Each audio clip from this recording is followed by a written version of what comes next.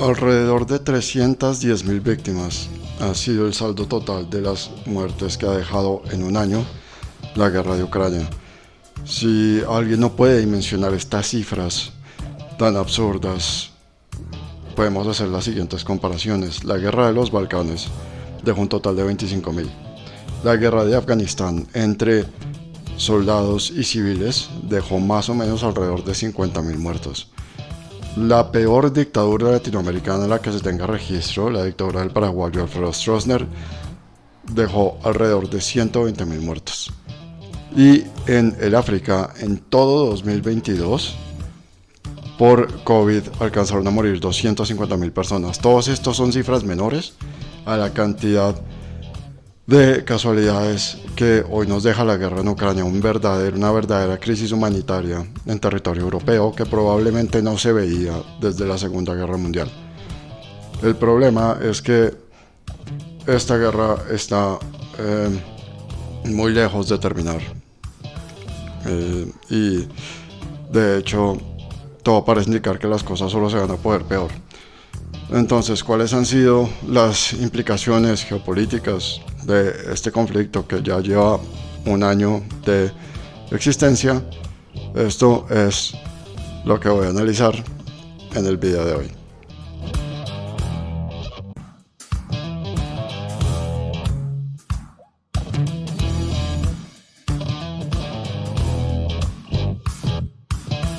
Lo primero que a mí me llama la atención sobre el conflicto es esta idea del ejército ruso inicialmente, antes de la invasión, de que esta sería una guerra corta, de que esta guerra no iba a durar y de que ellos iban a lograr sus objetivos políticos rápidamente. Esta idea aún no entiendo por qué varios estrategas militares alrededor del mundo, desde por lo menos la Segunda Guerra Mundial, la siguen teniendo, a pesar de que siempre se ha demostrado que no es así.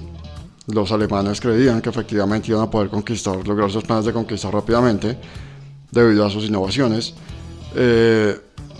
Los gringos creían que la intervención en Vietnam no se iba a demorar, iba a ser una intervención corta. Este mismo discurso lo utilizaron tanto egipcios como sirios en Yom Kippur.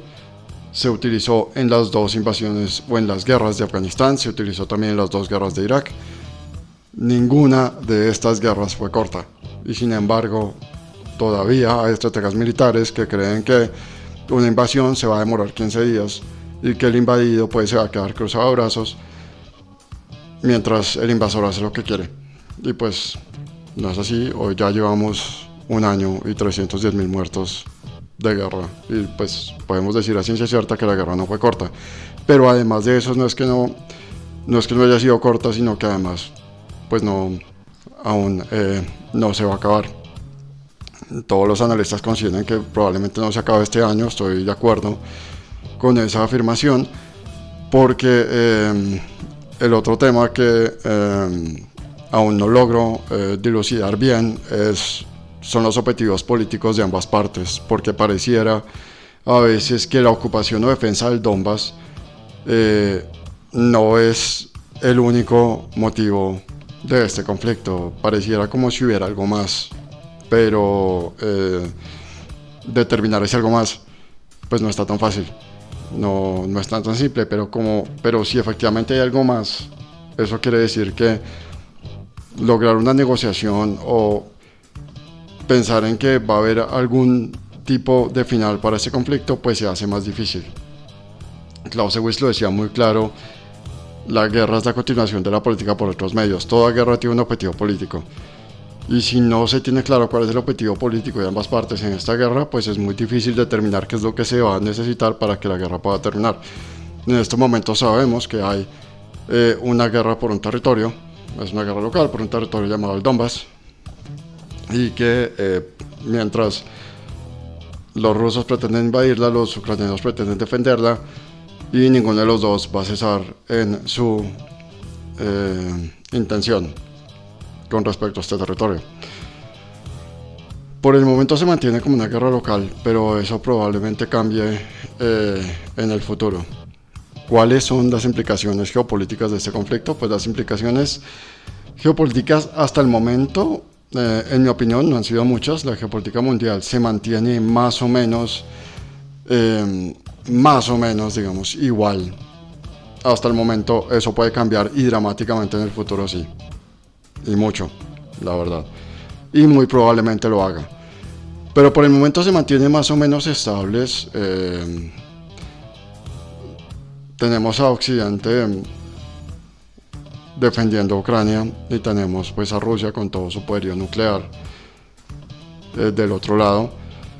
China pues no está realmente, China siempre ha manejado una política muy estacionista en materia militar, o sea, es decir, ellos militarmente no se involucran en temas que no les competen a ellos como dentro de su territorio, o sea, entre lo que consideran su territorio vital. Entonces digamos que su concentración, o sea, lo que les importa a ellos militarmente está enfocado en uno pensaría que 3-4 puntos que son Corea del Norte por un lado, Taiwán por el otro, el Mar del Sur por el otro y digamos eventualmente Hong Kong. Serían los 4 puntos de interés de ellos. Ucrania, ellos pues realmente para intervenir militarmente no les interesa. No los veo en apoyo a los rusos, sobre todo porque los rusos no sienten que los necesiten. Probablemente en estos días se ha firmado como un tratado de mayor cooperación, que puede ser cooperación militar, pero pues esto no implica que los chinos se vayan a involucrar en la guerra y pues veo muy difícil que lo hagan, a menos que de alguna manera encuentren alguna forma de relacionar alguno de estos 4 puntos neurálgicos con Ucrania, lo cual pues es casi imposible. Ahora, sí es cierto que Rusia ha perdido mucha influencia a nivel geopolítico, sobre todo porque ellos daban esta impresión de ser este ejército poderosísimo, que tenía unas grandes capacidades, y al final lo que hemos venido a encontrar en este conflicto es que Rusia tiene un ejército tremendamente débil, sus fuerzas armadas no están bien preparadas, no están bien entrenadas, pero siguen teniendo el arsenal militar más fuerte del planeta en estos momentos y eso les da pues un poder de influencia grande. Sin embargo, sí han perdido mucha influencia geopolítica, en parte también por el aislamiento al que lo tiene sometido Occidente, y en parte porque China les ha ganado, como también lo ha hecho con Occidente, les ha ganado la partida con respecto a muchos de los áreas de influencia que recientemente o en el pasado pudieron tener. En este caso estamos hablando de los países del centro de Asia y las antiguas repúblicas soviéticas, a las cuales China ha podido llegar con más facilidad que Occidente, porque una vez más China maneja una política aislacionista en materia militar. Entonces cuando China va a un país no busca generar ningún tipo de cooperación militar, ni asentar bases, ni tratar ningún tema de seguridad. Ellos están más enfocados en el tema de la economía. Como lo dije en algún video anterior, Rusia es un país que tiene una gran paranoia con respecto a sus fronteras, por lo que, como es tan grande en su historia, ha sido objeto de muchas invasiones. Entonces, generalmente hay una gran paranoia con respecto a que en sus fronteras no se establezcan poderes que puedan ser amenazantes, que es el gran problema que tiene en su frontera oriental con Europa, porque la OTAN para Rusia es una amenaza material muy fuerte, mientras que más tirando hacia el lado de China y del Asia, pues no hay fronteras, no hay bases militares, ni tratados de cooperación militar, ni nada por el estilo. Entonces si hay una potencia que está entrando simplemente por lo que se llama el soft power, ¿no? la vía económica, los rusos no se sienten tan amenazados y por ende no digamos actuarán de una manera agresiva. Además, pues vale la pena considerar también que ya ha abierto, digamos, el conflicto con Occidente, pues Rusia y Putin no es tan miope como para ahora entrar en algún tipo de discusión o diferencia con China, pues más le conviene tenerlos de aliados. Entonces digamos que los chinos han podido meterse en estas antiguas áreas de soberanía rusa sin mayor problema, y Occidente obviamente está ganando esas áreas por el otro lado también, solo que con el problema de que pues Occidente sí maneja tratados de cooperación militar que para Rusia son inaceptables. También vale la pena mencionar que China ha logrado también extender su influencia porque los chinos son demasiado pragmáticos al momento de entablar relaciones y conversaciones con otros países, en el sentido de que a ellos no les importa si el otro país es fundamentalista, es comunista, es una dictadura, respeta o no los derechos humanos. A los chinos eso los tiene sin cuidado, mientras que obviamente Occidente tiene que manejar ciertos estándares de respeto por los derechos humanos, democratización y demás, porque pues eso va acorde con sus valores. Entonces digamos que este pragmatismo chino también les permite llegar mucho más lejos y pues a muchos más países, hacer negocios con muchos más países más fácilmente de lo que lo podría hacer la delegación europea o estadounidense. Finalmente, con respecto a lo que va a pasar, pues las noticias no son buenas. Lo que sigue a futuro, pues las noticias no son buenas, porque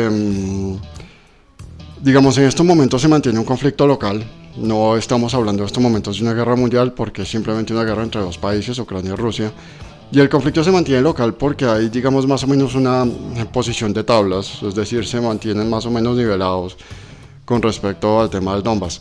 Pues esta situación, sobre todo considerando el poco interés que tienen ambos países en negociar, esta situación no se puede sostener, no es sostenible. Lo más probable es que en algún momento ¿cómo decirlo? La ola, pues el destino de la guerra favorezca a alguna de las dos naciones. Y ese favorecimiento va a ser tremendamente detrimental para el resto del planeta, o puede ser tremendamente detrimental para el resto del planeta. Si Rusia sale favorecida y empieza a ganarle la partida a Ucrania, lo más probable es que Occidente se involucre más y participe más, porque en estos momentos pues es imposible, a Occidente le queda imposible abandonar Ucrania. Y esa mayor participación de Occidente muy probablemente sí nos lleve a que tengamos que pensar en una tercera guerra mundial, lo cual es un panorama desastroso desde todo punto de vista. Ahora, si Rusia se debilita, si la que empieza a ganar es Ucrania, las cosas no van a mejorar porque Rusia aún tiene su arsenal nuclear y lo tiene listo. Es más, en las noticias pudimos ver que recientemente Putin decidió retirar a Rusia de los últimos tratados nucleares que había firmado por un lado, y además no solo retiró a Rusia, sino que ahora ya desplegó el Satan II, que es el misil nuclear más letal del que se tiene conocimiento en el planeta hasta el momento.